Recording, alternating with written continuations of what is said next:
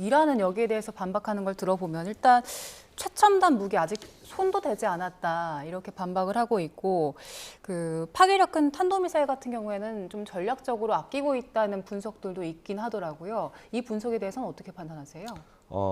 아낀다라는 표현은 맞기는 할 것 같습니다. 왜냐하면요, 아마도 그러니까 최대로 잡아도 한 1000발 정도의 탄도미사일 재고가 있을 거라고 보여지는데 여태까지 쏜 것을 보고 있으면 최소 한 200발 이상 정도를 쐈단 말이죠. 그러면 일단 전력의 뭐 하여튼 절반 이하도 못 되게 일단 반격에 사용을 한 건데.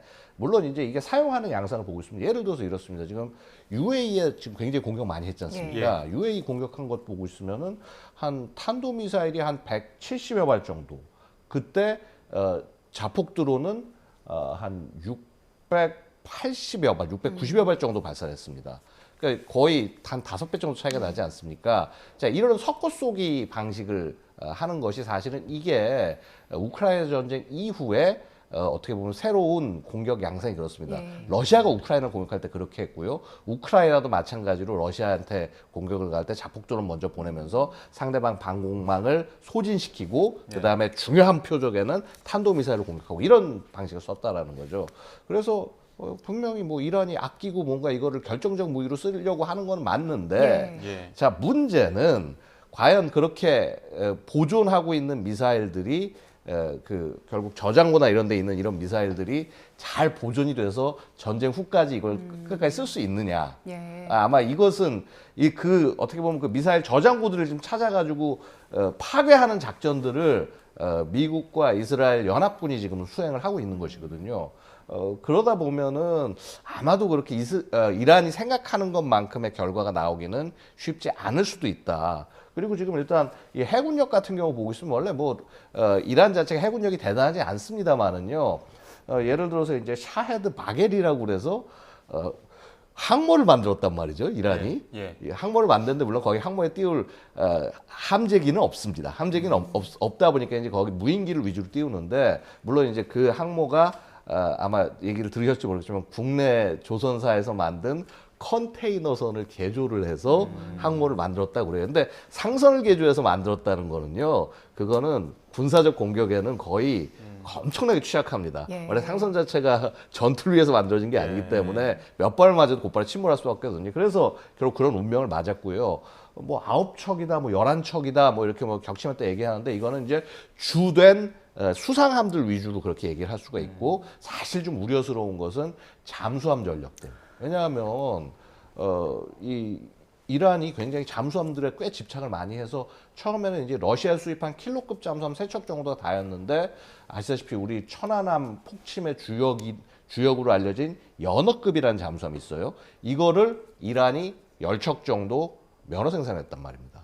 굉장히 작은 크기의 잠수함이긴 하지만 우리 천안함 기습을 당해가지고 해서 우리 많은 장병들이 희생됐는데 그런 일이 일어날 수도 있는 거거든요. 결국 이 잠수함 전력들을 얼만큼 또 효율적으로 제거할 수 있느냐. 사실 이런 부분들이 아직 좀 남아있는 과제라고 볼 수 있고요. 더 큰 과제는 뭐냐면은 사실은 상선들을 공격하는데 뭐 잠수함까지도 필요 없고요.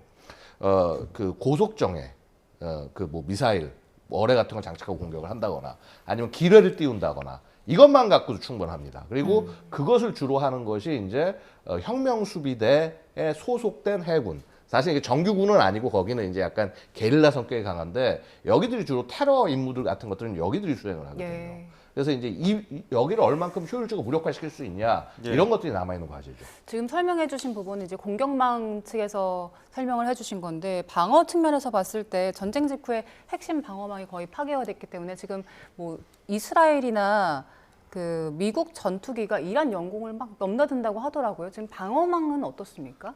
사실은요, 뭐 이미 기억하시겠지만 2025년 작년 6월에 그 이스라엘이 앞장서고 그다음에 미국이 추가로 타격을 했던 그 공습 때 이 상당 부분 이란의 방공망이 무력화됐습니다. 근데 그 이후에 어찌 보면 이제 한 6개월 정도도 6개월 한 7개월 정도 지난 기간인데 이 기간 동안 회복하기가 어려웠을 거예요. 왜냐하면 이 이 체계들 대부분이 러시아에 의존을 했던 거고 그래서 전쟁 중인 러시아가 지금 장비 추가를 줄 수 없는 상황이고요. 일부는 또 중국에 의존한 게 있지만 그것도 그 단기간 내에 수리와 이게 보완이 쉽지 않았을 거로 보입니다. 이 상태에서 지금 이 전쟁이 시작되고 그리고 개전 초부터 굉장히 시스테마틱하게 그러니까 체계적으로 방공망들을 다 제압해 나갔기 때문에요. 예. 사실은 그냥 이 이란 쪽에 영국은 뚫려 있는 상황이다.